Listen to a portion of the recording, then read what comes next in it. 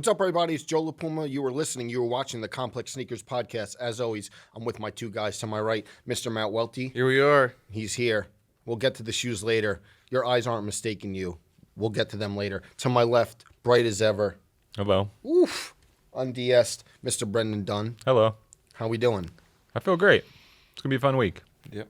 A lot happening. A lot happening. I'm in travel gear, if you notice. Why, are you about to leave? Yeah. You about to get out of here? Came back last night. Came back from what?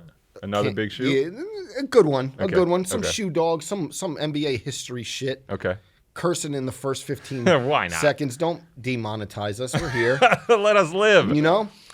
Yeah, and I'm out again right after this podcast, and then the season is wrapped for sneaker shopping. So Okay. Yeah, we're nearing our season finale as well. on a run, you guys. You, on the other hand, Not on a run? no, Air movie. Air movie, big episode with Ben Affleck, Matt Damon, Chris Tucker went live this week. Hope everyone's enjoying it. We have to say, please like, comment, subscribe. It was fun. It was just dudes being dudes, you know? That's just a day at work for you? It was a little hectic, but I enjoyed it. A marquee episode. Yeah, it was a good one for the... Welty, have you seen the movie yet? No. Are you going to be there? Opening day? I feel like I'm the only person in the sneaker space who didn't get invited to a... You could have got invited. But I feel like... I didn't get invited. I had to ask. You had to ask? Okay. Closed mouths don't get fed. Are you going to go? It's April 5th. Are you going to go at Thursday at midnight, April 4th? Like for Yeah, the I'm premiere? going to wear a pair of Air Jordan 1s. Well- should we cosplay? You're close. Because look at what you got on. Do you feel like, Welty- I saw people doing that. Do you feel like that's a little too on the No. nose? What, wearing Wearing the Jordan 1s to Jordans? the Air movie? Yeah. Oh, I wouldn't do it. I saw a few people do it, and I didn't say anything, but just like in my He didn't say anything until he got on his podcast. No, and yeah, tried to I didn't fight know. him on the Let them live. platform. Let them kept a live. mental like, ugh. Okay. But will you Oh. go see it? Will you pay money to see it? I'm not a big movie guy, but if the situation occurred, then I would go see he's it. going to have his notebook out. Inaccurate. No, I'm not. No. Yeah, that's what we're here for sure. I know. For sure. But I'm Ben with you. said, listen, it's not about who said what. Ben who? Ben Affleck. Oh, Ben yeah, Affleck, you're- sorry. yeah, It's close not about personal who friend. said what or when, you know. But Rotten Tomatoes, good score on it. All right. You didn't leave your review. Not yet. Okay. A lot of Okay. stuff is happening in the world of sneakers. Yes. We got a big guest, but we also got a lot of stuff to get through, a lot of stuff to Yep. talk about. I see the screen like I always say. You see the white text on his I've been little taking phone. You notes. guys can't see it, but that means we're going to get into some stuff. What do we got? Adidas, Clarks, Kith, Sambas. Good shoes. Great shoe. I think it's just that type of no-brainer. You know, it's simple. It's not overwrought. Slap the chunky crepe sole on there and call it a day. And it feels very democratic the way they decided to open up the release and do a pre-order, let everybody eat. Very, very futuristic in that way. Surprising to some, not the release, but just the shoes anticipation. You didn't think it would be that big of a shoe? Not that I don't think it's a good shoe. It's Yeah. just I'm still taken aback By the Samba movement? in some sense by it. Mm-hmm. Not to like be bitter or anything like that, but like wore a lot of those shoes for a long time, Yeah. and then like got made fun of by people for a long time for wearing those sort of shoes, and then to all of a sudden see them be so popular, it's just I'm like not perplexed, but I'm just like, oh wow, like I'm just Do you feel like you're owed No. influence royalty? not at all. But the one thing I would like to see though, Okay. is because now they're doing like high heat collaborations around those sort of shoes. Samba and those Yeah. flat Adidas. Yep. Wales Bonner, Yeah. Kith, Sporting Rich, like all those ones seem to have a lot of momentum behind them. That Adidas, I don't want to say Adidas has figured out a formula because I feel like Adidas hasn't figured out a lot of stuff lately.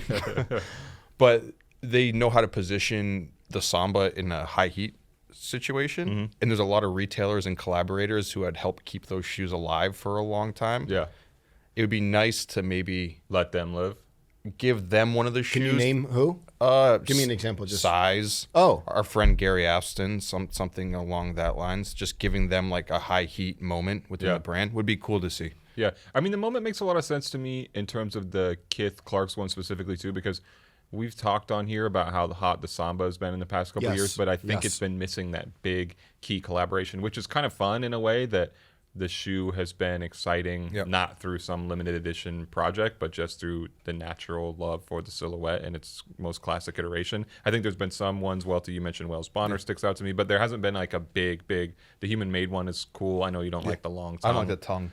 But I feel like the Samba was overdue for this type of moment, and I'm happy to see it. And incorporating design cues from the Wallaby. You know, listen, like the Samba as it is having a moment, but to put the sole on it, which is a little chunkier. That crepe sole? Yeah, which is like, you know, that's There's also pretty risky for such a classic. And there's also a huge crossover between like the collectors of Adidas and also Clark's. Oh, really? I didn't look at it that way. Yeah, so it makes sense. I'd like to do a Wallaby one day. No, I a could see you in a Wallaby. collaboration.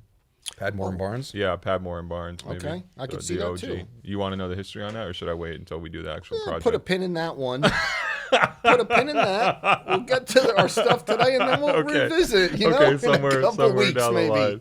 What about Cortez 95s? Oh, what about them? You popped out with a pair. The pink bubble. That's the best one, right? Yes. Yes, but I really like the green one. I know that there was some like discussion about like how the black and pink That's are far better. That's like a JLP classic. The black and the pink. Yeah. How many pairs, Joe? Well, You have multiples of those already? No. No, but how many pairs are you thinking? I know that's a more than one for you. Yeah, because I think I may beat both of them. Yeah. Are Like Saturday it rained, I wore the green colorway and I was like, I want to wear these out. Mm-hmm. I'm outside. I want to wear these out.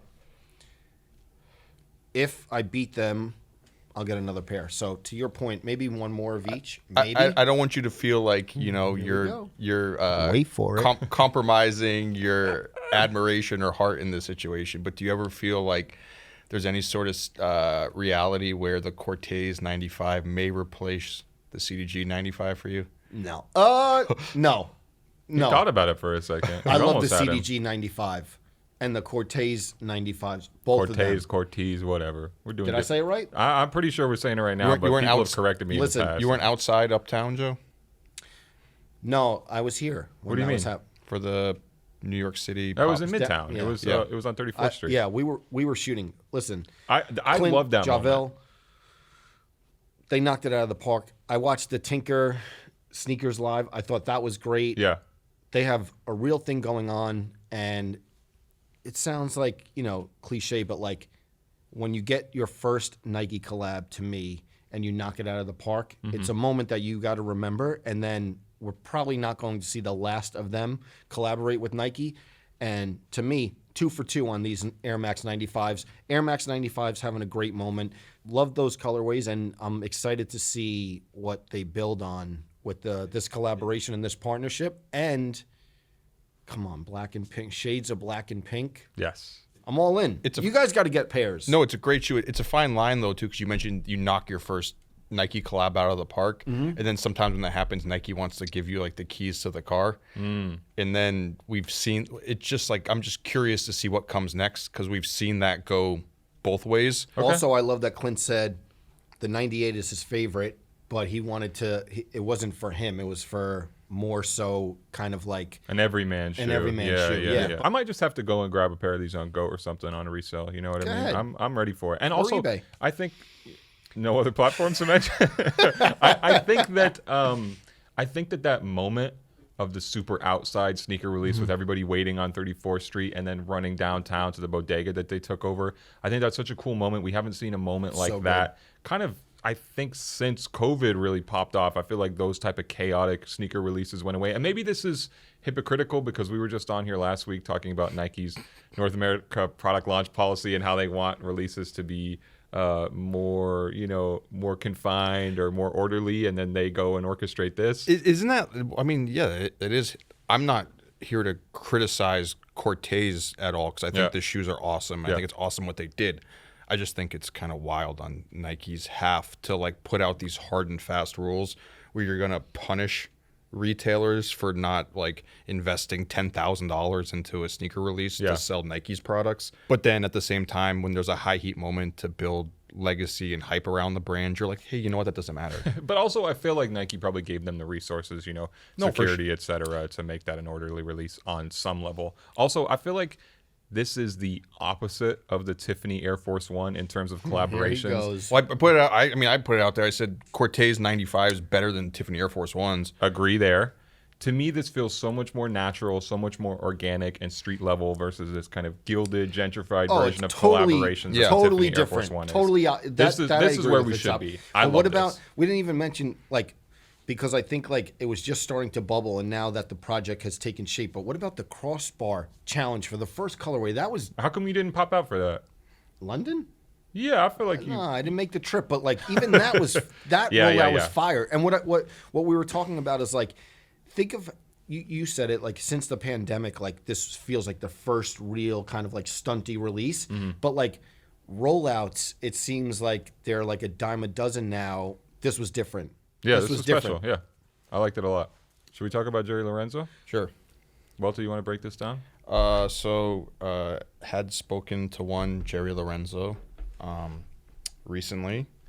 There was, I don't want to say rumors, but there was a pair of shoes going around the internet, an Adidas high top that had the 3-stripe pillar logo that Jerry has tattooed on the back of his neck on the toe box that kind of resembled a Fear of God Nike one. And it said Fear God on the heel. Yes. Yeah, it did say Fear of God on the heel. And blogs started to run with it saying, here's the first look at the Fear of God sample. Yes. So I hit up Jerry and asked him, and he's like, I'm like, Jerry, is this the shoe? He's like, LOL, no. So I'm trying to push him to get some sort of actual comment to put on the site. And he said, these are not the Fear of God basketball shoes. The whole performance line will be launching next month at an event in Los Angeles. At the Hollywood Bowl. Yep. Yeah. We'll be there. Some people took that the wrong way, saying that he says these aren't the basketball shoes. He's lying to us. These are really going to release as the lifestyle shoe. And it's he had also told me it was not something that he said that we could publish at the time, saying, dude, these shoes are not coming out. If this is what I spent all these years creating with Adidas and this is what I'm going to release, then you guys should just cancel me.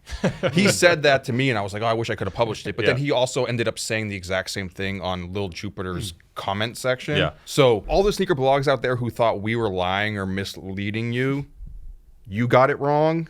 The shoes are not releasing. Don't pick apart the quote and be like, oh, Complex It was a little vague. is trying to cap for Jerry. It was a little vague. I mean, I assume that is an old sample because I don't think Adidas would make something that says Fear of God on it without him knowing. But yes, that not a shoe that's coming out, and I'm glad because I think, as Jerry said in his comment to you when y'all were chatting about this, that's just not what we're looking for. Yeah. We've spoken a lot on here about how delayed the product is and how it's been a long time without anything materializing. I'm happy to know that as of next month, we'll have an idea of what it's going to look like, and who knows about a release date after that. But I'm excited. And it seems like at that event or that fashion show, there's going to be multiple models revealed. Possibly. Okay. Jerry also caused a bit of stir on the internet via our own show. Yes. Yes. That went off. So it's funny because That really went off. so last week we talked about the comment section trying to rip me apart for saying black cement over bread. You know what's funny is that for all the viewers out there, we a lot of the times we'll go over some of the topics we're going to talk about on the show. That's one I knew I wanted to talk about on the show, but I didn't want to bring it up beforehand because I had the feeling that one of you were going to be like, dude, I don't want to talk about that. All right, you little sneak. He kept it in his back so I pocket. kept Kept it in the Buddy Lee back pocket jeans. I kept it Okay. I kept it in the back pocket to just toss out there and to cause stir combo. And I know, Killed it. Brendan, you put out there, bread, I don't care, right? Yeah, basically. Yeah, but But wait, you were validated. Jerry made a comment saying only OGs don't use the word bread. I didn't know that. But I don't know, it went off a little bit. Yeah, well, everyone was aggregating it. Well, not really aggregating it, but they were posting that he commented on the post that we did. And yeah, there was quite a reaction to that. I Quite a wouldn't think stir. so. Yeah. I stand by what I said originally. I have nothing more to add to it. So maybe the next time on an episode of Sneaker Shopping, I call them Black Cement Force. See where it goes? Yeah, we'll see. And then the next one after that, maybe I go back to bread. Switch back and forth. Switching sides, yeah. Back and forth. Oh man. What else is happening? Listen, this guy, I know. I keep this is going back. this is a big happening. I did Should not we just get- get this out of the way? I did not get these This for is him. huge. This I is a would moment. have. Well, I said look Talk at- about he causing a stir. He even Matt kept the Welty tag on. feet. my first time wearing If them. you're yeah. listening, turn Yes. the video on right now. White cement Jordan 3s. You get to pull up to the air screening in Jersey City with them. Someone made a comment. Obviously, doesn't reply to these, but if you can call the black and red fours the bread fours, can you call fire red the Fred? Yeah, I'm with it. I'm with it. That's We're actually gonna get better that than name, Breeze. Yeah, to that's catch on. funny. How you feeling though? These are good. Shout out to my friend Jonathan at Preaches in South Dakota. He sent me these shoes. So Did you do a QC on them? The cement print is the same. Did you sniff them? No, they're fake. I'm doing the reps. They're getting you in the StockX lawsuit. Yeah. But yeah, first time wearing them. They felt a little narrow at first, but they're stretching out, and Matt Welty and Jordan 3s. it feels. I think one of the weirdest parts about it is it feels weird wearing a shoe above my ankle. Stephen A. Smith, you took his advice. Yeah. I'm doing like I said, travel day. I'm doing the CDG Sunder. As per usual. Should I talk about my shoes too? I feel like usually we wait till the guest comes on, but Oh, right. it's okay. It's okay. Yeah, We'll ask her when she gets here. I'm Okay, doing cool. reverse Curry, dark Curry. There he is. 1999 Nike Dunk Low. For the 2000. Wanted this one for a long time. Nice. Can I go down one more rabbit hole? Of course. I know that very few people care about that at this point, but do y'all remember when I was obsessed with figuring out how Ukrainian President Zelensky Yes. got his sneakers? Yes. Yeah. The Jowns. Look at how little Welty cares. He takes a sip of the thing like, buckle up. Yeah, he said, I'm going to sit this segment out. Yes. I think we got to the bottom of it. Really? Yes. Let's hear it. Well, And let's keep it under 3 minutes. Just kidding. Just kidding. You No, gonna read the just whole kidding. Google Doc? Just kidding. so the answer is not that interesting. And when we were talking about this originally, a lot of people just hit me like, duh, he's just got them from a reseller. Yeah. Which is kind of the answer. Okay.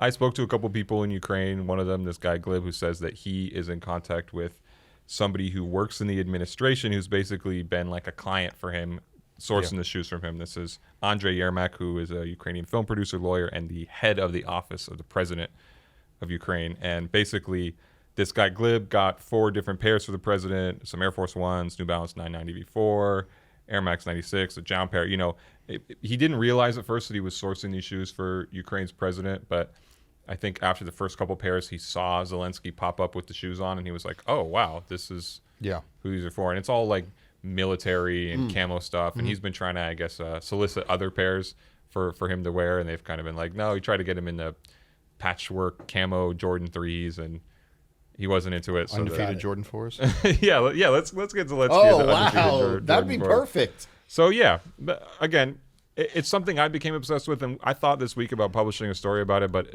the explanation is just not that interesting, and I don't think that many people care about it at this point, but this is the type of thing I care about, so I'm just happy to have arrived at an answer. All right. Listen, you were chasing that.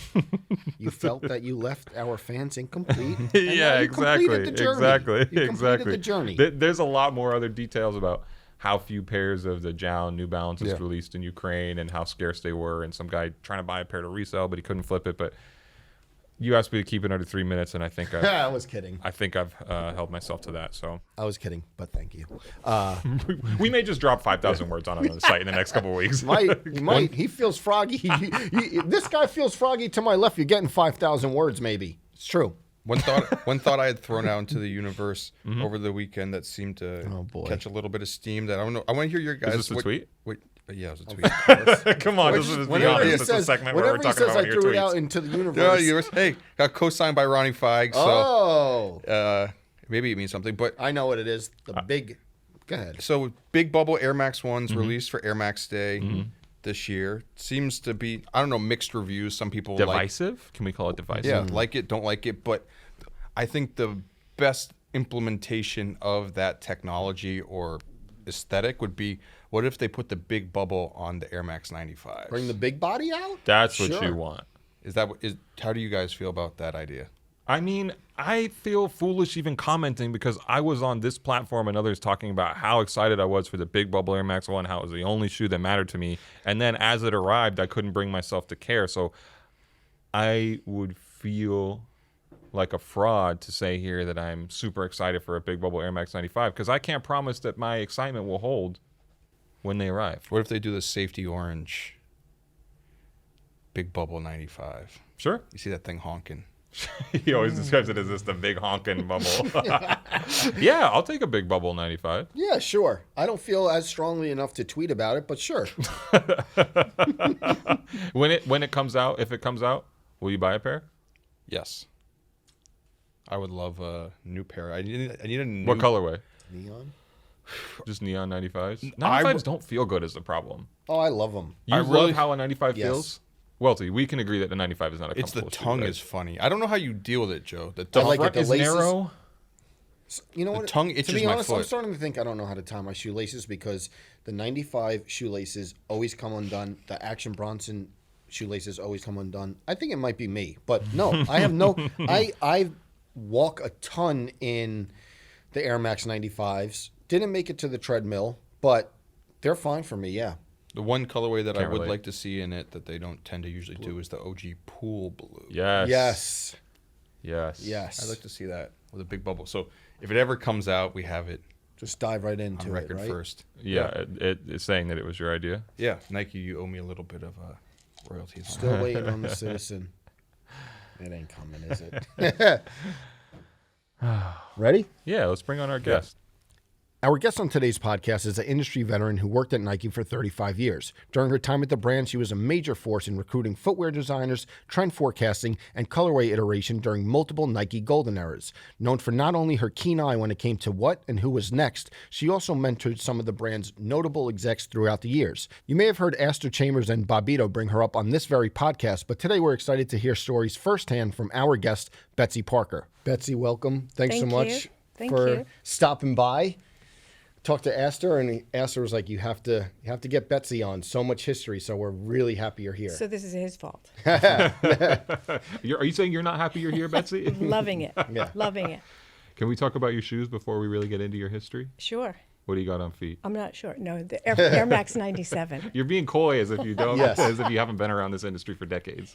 Air Max 97. I'm a pretty monochromatic person, so I think they fit sort of Yeah. me, my personality. Are Air Max 97s in your rotation a lot? Is there one Nike shoe that you kind of go to more than others? No, I'm literally just somebody that I have a lot of Jordans. I have a lot of Air Force Ones. Okay.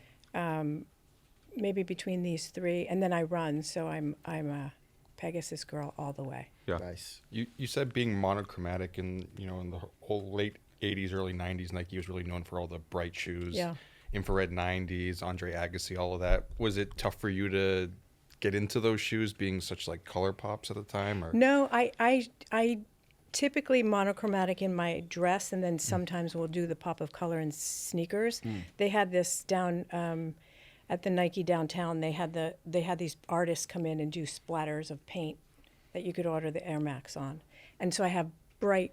Yeah, I almost wore those today. Bright yellow. Like, so every once in a while I'll pop it out and people are like, what? Okay. But yeah, no, it's not a problem. I feel like you must have some really rare sneakers tucked away. Is there a very sentimental pair that you can think of that's particularly special to you? I actually have a pair that I'm the only one that has it, but it was a gift. When I retired, Mark Smith said, I was on the train, I'll never forget this. He goes, tell me 3 words. And I said, this is what he does when he calls. And I said, okay, joy, gratitude, something else. Yeah. He literally made a slip-on shoe that had graphics with tiny graphics of those words all throughout the whole thing. And he made me a bag, and he just went all overboard lasered on up it. in typical It Mark wasn't Smith fashion. labor. It looked like laser, but it wasn't. Got it. You said that he would come through the office and just start lasering, like taking items and lasering them? When he was in New York City for some meetings that were going on. It was a Jordan special laser, the first one that was coming out. And I knew nothing about it. So he said, can I come to your office and sit there every, in between meetings? And I said, sure. And we were walking to my office, and he found a bust. So it was a piece of an old, what do you call it? Like a statue? No, when you put the clothes on, mannequin. A mannequin. Sorry, Okay. that's the word. Yay. Yeah. And he said, can I have that? And I said, yeah, you can have any of those. So he took the bust and he literally put it on my desk. And every time he had time, he took a marker and looked like he was lasering it, but he made a design over the whole thing. Wow. And in the end, he gave it to me and said, this was for you.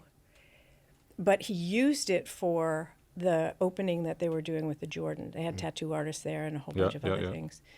And I had to sign a waiver for it. And then 5 years later, he called and said, hey, by the way, I have something coming your way. And I was like, what? And he goes, you'll see.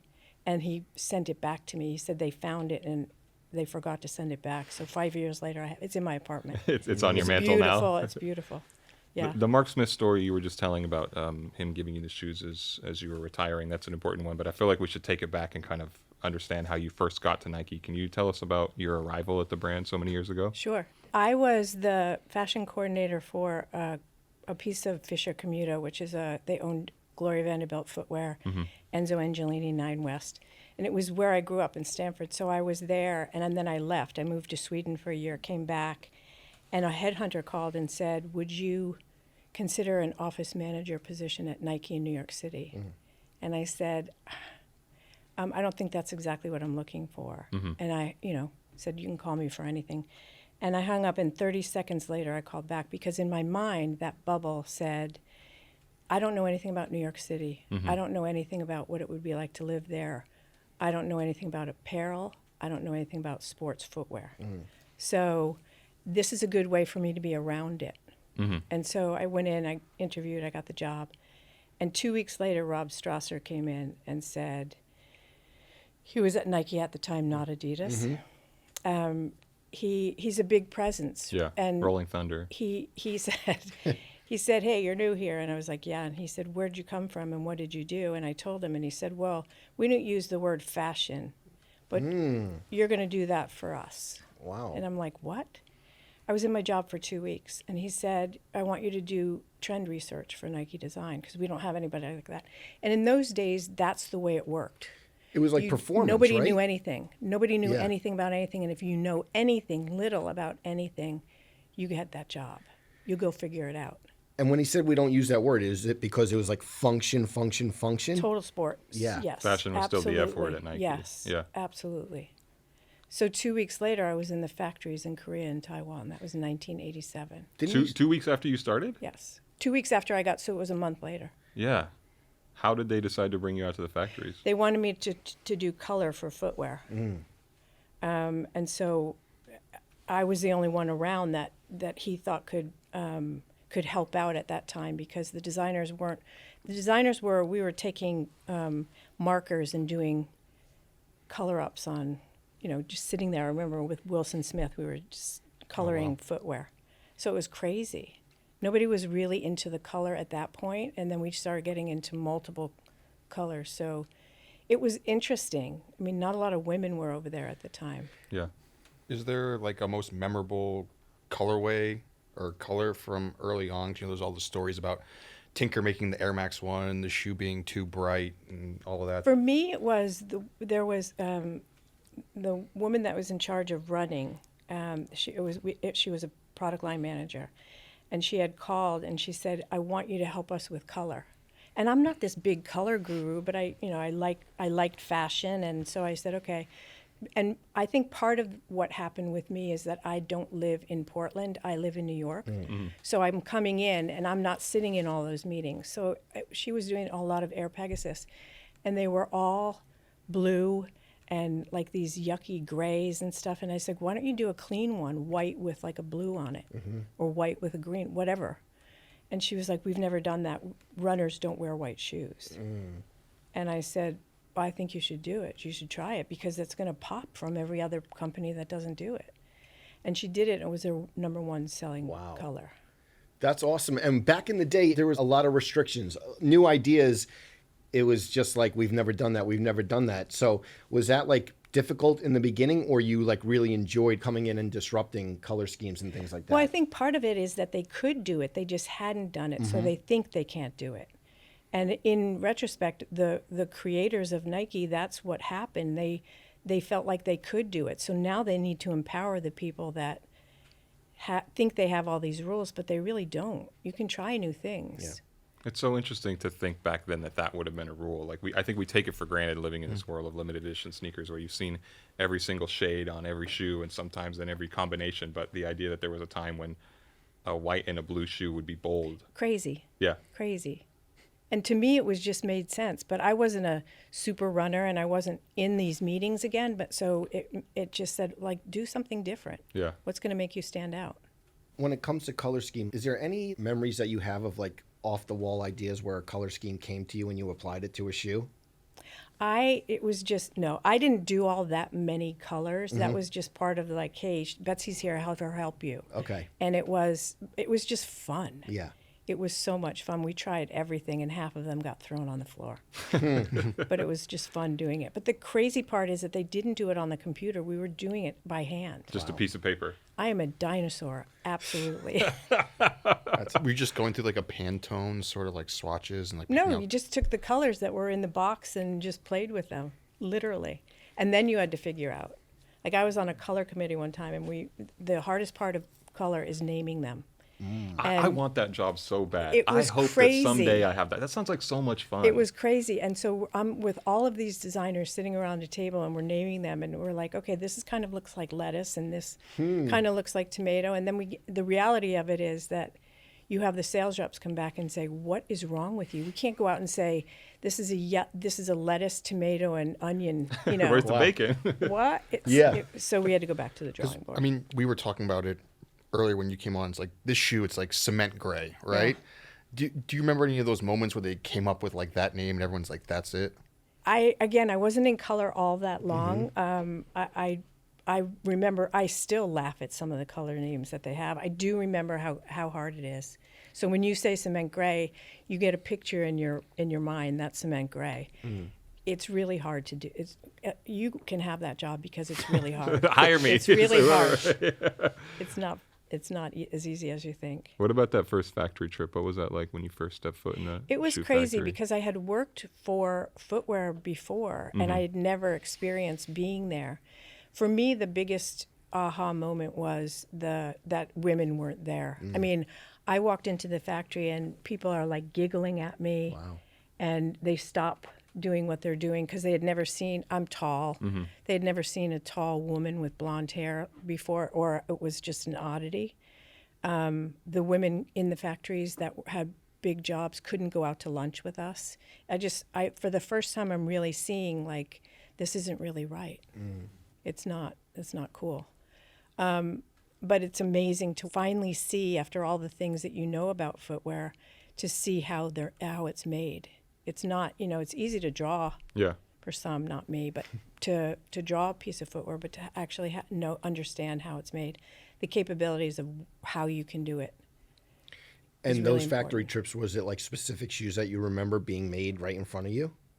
Well, I wish I could remember what the shoe was, but the ones that we were talking about it was one shoe, say it was the Air Force One, but it wasn't. And they did literally yellow, green, blue, red. They did like 7 bright colors. Yeah. And it was insane. But they had never done anything like that before. So, yeah, and then to watch it being made with all the little pieces, I'm like, this is insane. How many factory trips did you make like after that? Did you keep going back or that? I went about 3 times. Okay. Yeah, because at that time too, we didn't have a ton of factories, so you were taking the train. It felt like you were in the jungle. So it took like an hour and a half, 2 hours to get there by train.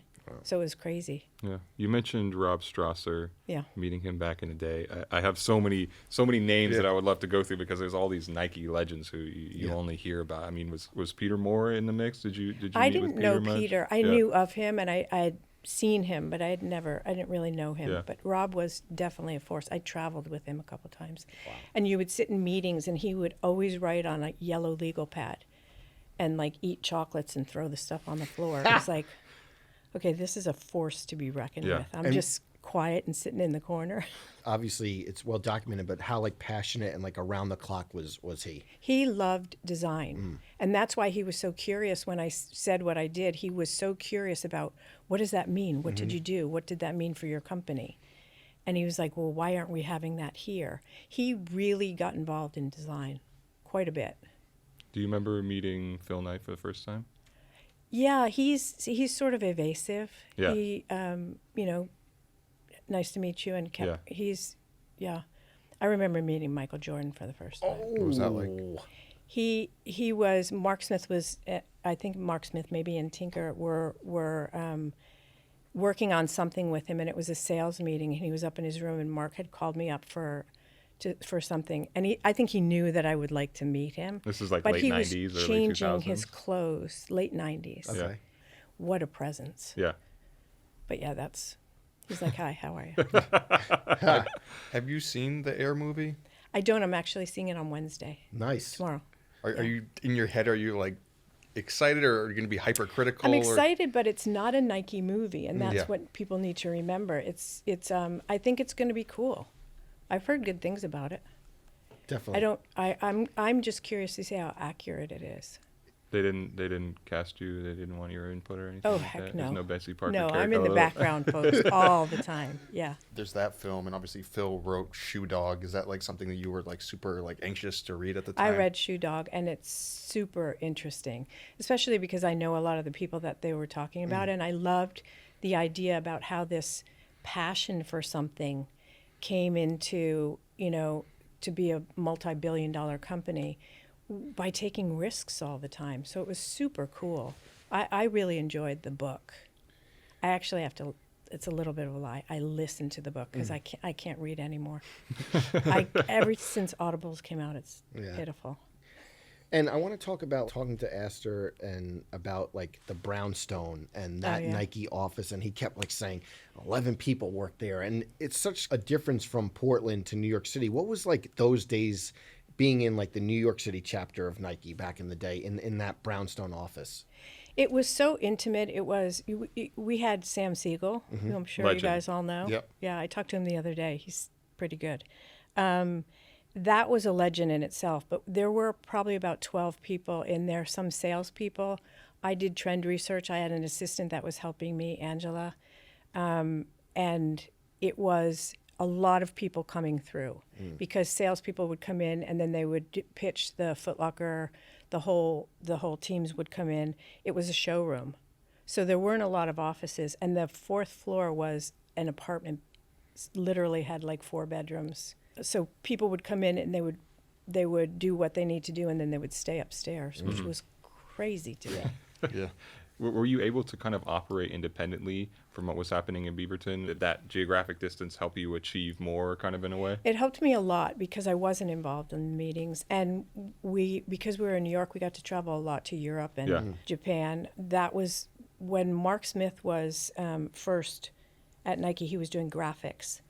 And he was amazing with the camera, and he ended up being my videographer. So we traveled all over the world together, and he would put presentations in at the end, and they were unbelievable. So people really thought I was good. I wasn't good. I had really good help, to be honest. For being connected to Nike in New York City, I know you said you love Air Force Ones. Do you remember when Nike first did those NYC Yes. edition Air Force yeah. Ones, and what was your reaction to that? I wanted stickers. I wanted the hat. I wanted everything. It was, you're proud. Yeah. It was so awesome. We did a lot of stuff around Nike NYC. Yeah, the city attack. Yeah, Like when White and Kennedy came with Yeah. that whole campaign. yeah. Were you super in tune with that stuff already? I mean, you worked in trend forecasting a little bit, and we keep mentioning Astor Chambers, who was a guest on this podcast, who you kind of were there on a high school level, seeing how people were reacting to Nike products. What was that journey like? For me, it was when you can take the authenticity of what New York City brings and people outside of Portland, and I think that's one of the reasons why things worked with the trend research stuff or any of the focus groups and things that we had. I think it makes a difference. I think that's why they were so open to bringing somebody like Astor out to Portland so that they could teach or share all of the things that are really happening in basketball, really happening in streetwear. Babito was a big success too.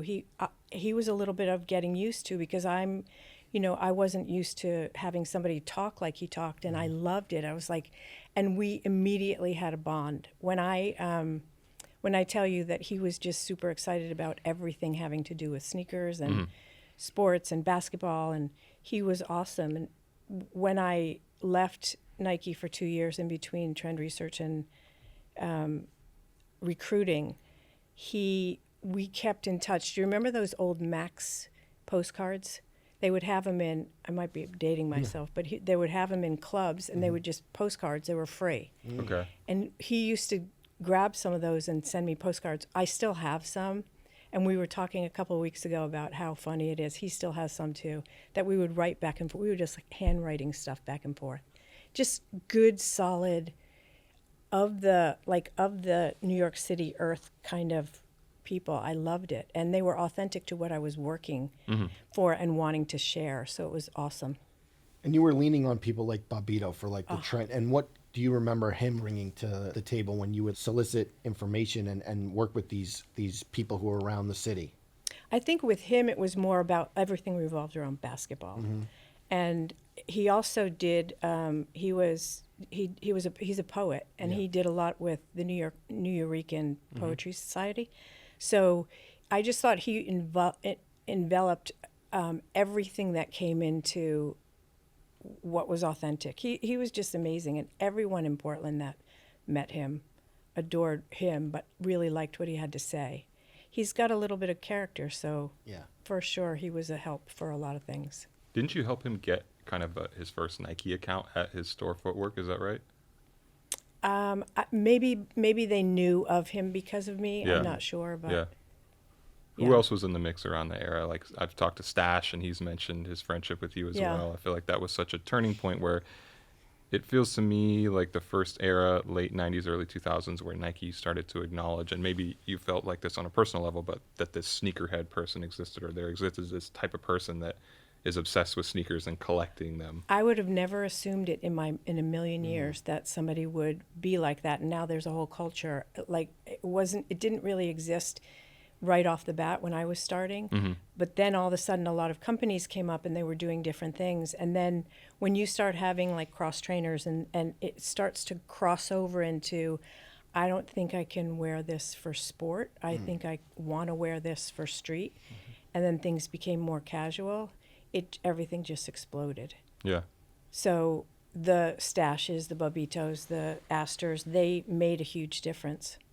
You mentioned cross trainers. We got to talk about Tinker Hatfield. Yes. You told us a cross trainer story before we got on the air. Can you tell us that one again? Well, when you work in the sneaker industry, you obviously, the first thing you look at is not somebody's beautiful face. You look at their footwear, right? So you're just used to looking at the ground all the time. And I remember being in Portland and seeing how Tinker was working on the first cross trainer ever, which was really cool. And it hadn't come out yet. And I was then going on to do the trend research stuff. I was in a tiny little bookstore in LA, and I was walking down these really skinny aisles, and I was looking down at the ground, and all of a sudden I feel this guy coming towards me, but I'm looking at his footwear, and it's the cross trainers, and I'm like, immediately like, oh my God, who has those? And we both are going up each other's body, and I see it's Tinker. We were on separate trips. Yeah, So wow. it was really interesting, and I was like, you're looking at my footwear? Yours are more interesting than mine. But it was a great time because you're really pushing. They were really pushing things out. I have a lot of stories about those guys. Yeah. Yeah. Yeah. What are some of your other Tinker stories? Were you traveling the world with him back then? I mean, you want me to say it? You say whatever you're comfortable with. Yeah.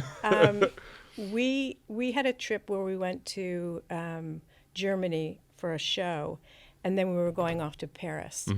I was doing trend research. He was, doing his stuff, and we traveled together, and we both asked if we had known French, and neither one of us knew French. So he said, okay, we're going to play this game where you read the menu.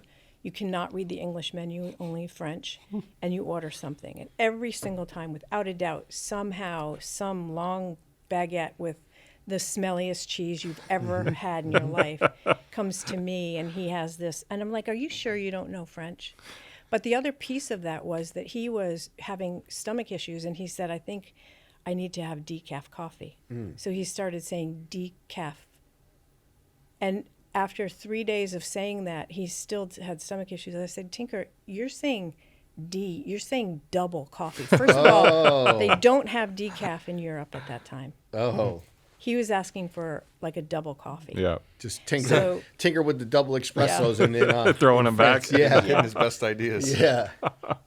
But yeah, there were many stories like that. There was this one, I have to say, this one amazing story when I was in Japan for the first time ever.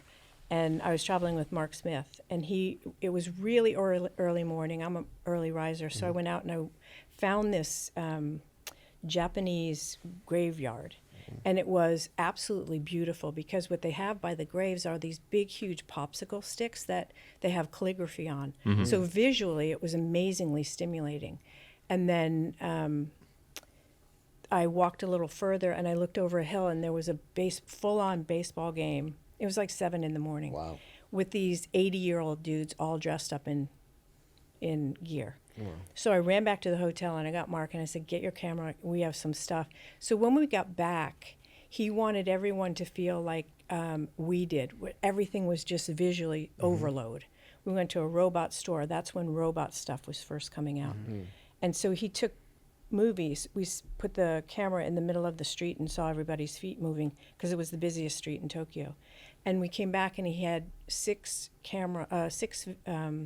TVs and one of the loops of everything that we saw. So you visually walked in there and felt like you had seen everything that we had seen. It was stuff like that. It was just presentations were different. Thought process on what you can and can't do were different. It was starting to be pushed, and I feel like that was the time. You know, you talked about like being in the schools and doing that trend research. When did you think the brand was really starting to warm up to like, yes, this is a function first brand, but they are wearing these super techie at the time running shoes like in the streets? Oh, I think in the early 90s. Yeah. Maybe early to mid 90s for sure. And it was switching like the mentality a little bit. Yes. Because so many people were buying more sneakers. And so you can't, and they say, I think it is, and I'm not positive of the exact numbers now, but at that time, 70% of the people were not using the shoes for what they were intended for. So if you think about that, it's like, why wouldn't you push streetwear as well? Yeah. What did you think when you first saw, you know, I guess it's commonplace nowadays, but the trend of people lining up for shoes and all these I still to this riots day happening think it's over footwear? insane. Yeah. I think it's insane. I think it's incredible for the industry. And I was listening to you guys early this morning where you say, are you going to get double of those pairs? I still think Babito was the first one that ever said that. I use this one for my house and I use this one to go outside in. I just think it's insane. I grew up with a really big family, so we didn't have the luxury of having, you know, all of this stuff, and the money that they pay for shoes is crazy, but I get it. I completely understand it. Betsy, you never doubled up on a pair? Yeah, I have. what was it? I need to know. No, they were Air Force One, just because I like clean. Yeah, white on whites. Air Force, yep. Yeah. One wear on the white on whites and then you replace them like No, I'm not DJ that Clark bad. Kent? I'm not that bad. Yeah. Talking about Nike in New York City and sneaker lineups and all that sort of stuff. Do you remember the pigeon dunk and all of that going on? Was that anything that your office was involved in? I remember the name. No, I'm kidding. I remember it. Yeah. Yeah, a lot of that was happening, but a lot of that during that time I was traveling a ton because we then started going to schools to see students that were coming out of London a lot, to see students that were coming out of schools to possibly get as interns and then hire them on.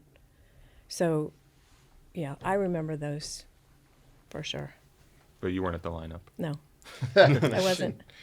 I don't think I've ever been at a lineup. Did you ever come close? You ever saw a line and you just thought, I feel like that's the ultimate form of the research you're talking about, where you're not even in a focus group. You're No, right this there is on what the I street. do. I walk by and I was like, what are you guys waiting for? You play coy? Yeah. No, I never did. I heard Tinker say once in an interview that he doesn't like the focus groups because he feels like it's like a kind of a state environment or something that you can't get the true responses out of. He has said that so many times. I think he felt like it was, we're bringing something new, so how can they judge it yet? Because it's fresh and they're just, he goes, because there's other people that would buy the Jordan no matter what color it was, even if they didn't like it, right? So he said, we're trying to bring out something new. You don't always get their real reaction to it. Some things you have to grow into. Yeah. We've talked about Tinker, we've talked about Mark Smith, all these names that feel so gigantic to me in the space. are there people that you think of when you reflect back on your long career at Nike that are unsung or not as celebrated that we should know about that contributed a lot, whether it's Nike New York or Nike in general? I do think that I know that he's not a designer, but Sam Siegel, who Yeah. honestly is a incredible human. Can you explain who Sam is for people listening? Because Sam is not a name that I think a lot of people know, but Yeah. we know he's so important. Sam Siegel is he's retired now. He's probably, I think he's in his 70s or early 80s. But he always said, Betsy, I'm just a peddler. He was in charge of Nike sales for this coast before they brought sales in-house, so he's making a lot of money. You didn't have to know a lot about Nike to be able to sell it because it would just sold itself at that time. Mm-hmm. And then they brought him in-house, and he was always the figure. He was the older guy in the office who he just yelled at people. He said, you don't know what you're talking about. And anybody that I know till this day that was under him and got yelled at and scolded, that went through years with him and completely has respect for him because he knew what he was talking about. Yeah. He absolutely knew what he was talking There about. would have been a whole Twitter expose about Sam Siegel in the Nike office. Yeah. These days. They still have a giant photo of him, I think, in the latest version of the New York office. I think there's a gigantic portrait of him in one of the meeting rooms. Oh, is there? Yeah. I don't know. Any other names come to mind? No, I have new ones because I'm just watching I'm waiting for these new people to come Who's the up. next generation that So, we need to be aware of? There's this is such a great story. There's this kid that I found on Instagram, and this is the new way of doing recruiting, right? It's very different. And I didn't know where he lived, didn't know how old he was, didn't know anything about him other than I watched him create beautiful apparel, right? And he would post it, and he would post himself sewing it, and it was really cool. It was very different, still casual. And so I sent a message on Instagram, and it turns out that he lives in Switzerland, and he works in a bank, and he loves design. And he ended up, fast forward, he ended up teaching himself. He bought himself a sewing machine, taught himself how to do patterns, and in the end, I finally got in touch with him because he said, "How do I know you're who you are?" And I'm like, "Okay, what do I do?" And that was the whole story in itself. And so I got in touch with him, and he's a dual citizen, and I'm like, please be half of that be U.S. Yeah. And it was. Wow.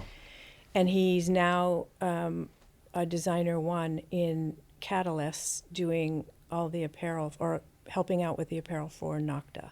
Oh, wow. Oh, awesome. So What's his name? Malik Miller. Okay. I mean, the nicest kid ever. He finally came to New York for the first time in his life, and we had breakfast, and I said, "Can I ask you a question? Because I can ask you now. I don't work for Nike. How old are you?" And he said, 23. Wow. Never went to fashion school.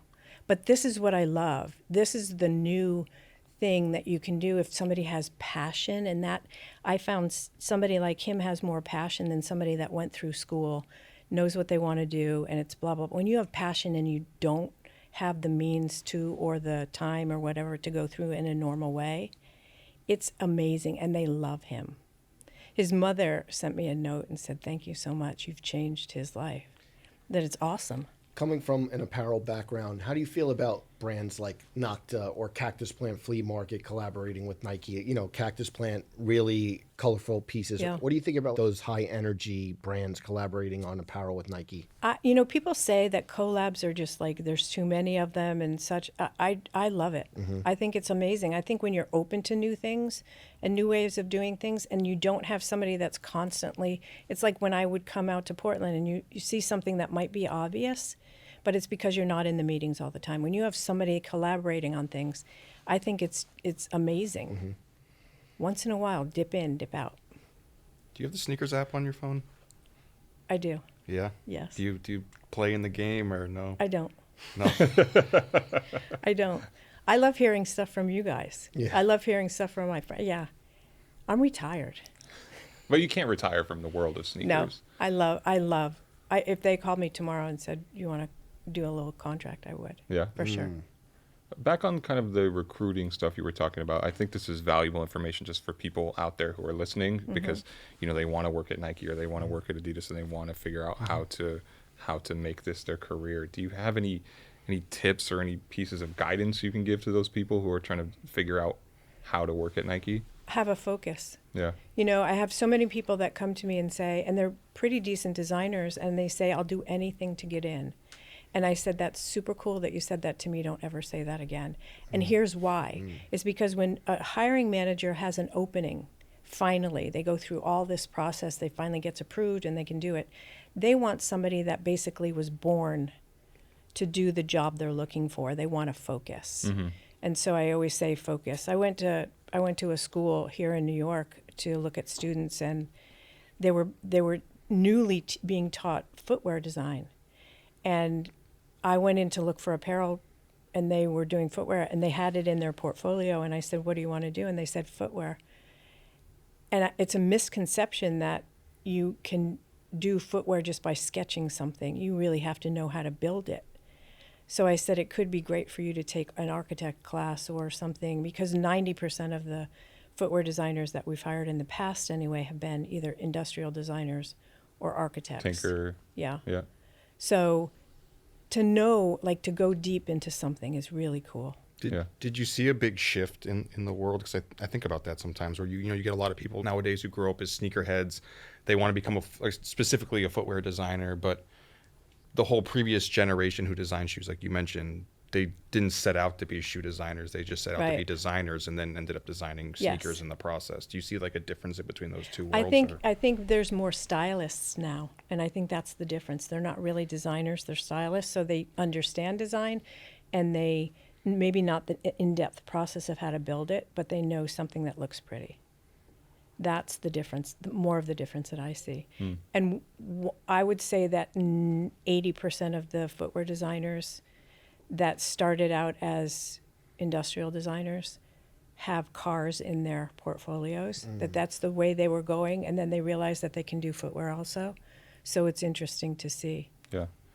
Obviously, we had Aster on a couple of weeks ago, and a lot of people that I've talked to have said you were such a big mentor to them. But do you remember when Aster was getting the shout out in the fabulous rap lyrics, and like when he was dealing with like the hip hop boom of New York City and what that was like to be kind of like near him? He's humble, and he's very family based, but he's also really good at what he does.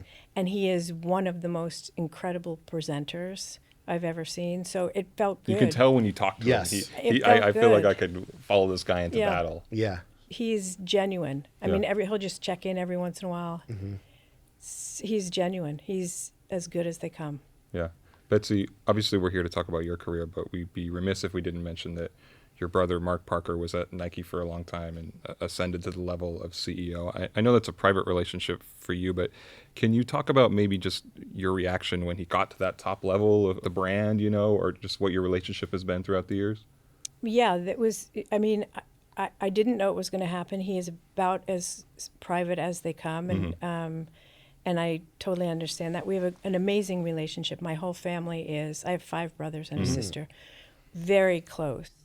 But this is sort of what happened. My younger brother, Stephen, was over in Southeast Asia, and he was getting his master's at Wharton on the side. He was working for Nike, and he went Saturdays and got his master's in business, and that was a big deal. Yeah. It was the same week that he graduated that happened with Mark. And my father wrote a note to the whole family saying, congratulations to Mark, congratulations to Steve. I'm equally as proud of each and every one of you. It was fabulous, right? Yeah. But it was just status quo for our family, because it was, we all love each other. Nobody's better than anybody else. But I'm so proud of him. Yeah. So proud of him. You kind of accidentally became a footwear family. Yeah, I know. It's weird. But he is just as genuine as you might think. He's just as kind as you might think. He's just a curious human being. Yeah. Really curious. A little bit of a personal interest. So grew up in New Hampshire, right? And I know Yep. Mark was at Exeter Yeah. early on back in the day when they had the research and development lab there. I went to Exeter High School, so it's like in my head. Okay. Yeah. Did you ever travel up there and see Nike in Exeter? No. I was young. No, I'm kidding. Yeah. No, I was off doing fashion footwear. Yeah.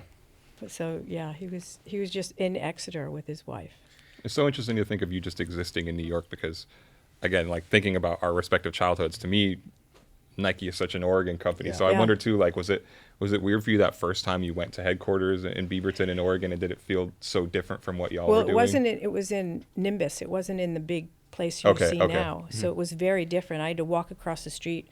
Footwear was here. I had to walk down the street, literally, to another building to see Footwear.